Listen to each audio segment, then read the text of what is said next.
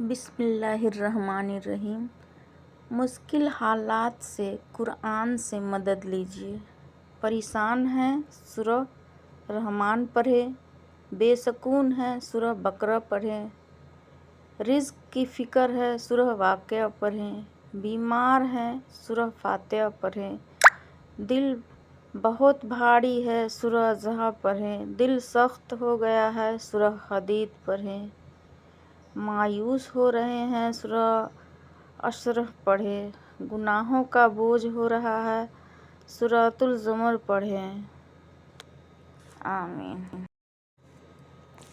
رسول صلی اللہ علیہ وسلم نے فرمایا، مسجد قباء میں 2 رکعت نماز پڑھنا ایک عمرہ کے برابر ہے۔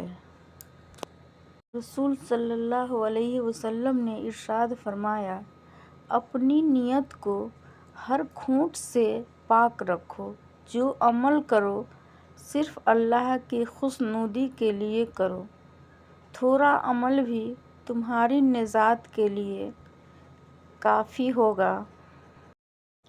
حضرت علی صلی اللہ علیہ وسلم عنہ بیان کرتے ہیں کہ میں نے رسول صلی اللہ علیہ وسلم کو منور کی سیڑھیوں پر فرماتے ہوئے سنا، جو شخص ہر نماز کے بعد آیت الکرسی پڑھتا ہے تو ان کو دخول جنت سے صرف موت روکے ہوئے ہے، اور جو شخص سونے کے لیے اپنے بستر پر لیٹتے وقت اسے پڑھتا ہے تو اللہ تعالیٰ اس کے گھر کو، اس کی پڑوسی کے گھر اور اس کے آس پاس کے گھر والوں کو امن عطا کر دیتا ہے۔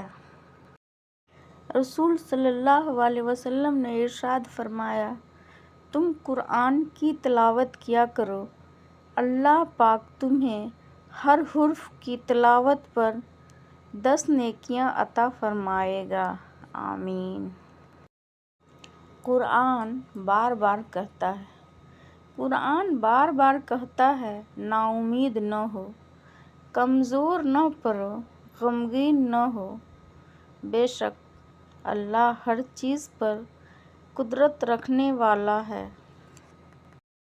رسول صلی اللہ علیہ وسلم نے فرمایا، اللہ تعالیٰ کو تمہاری طرف سے جو بات پسند نہیں ہے، تم اسے تنہائی میں بھی نہ کرو۔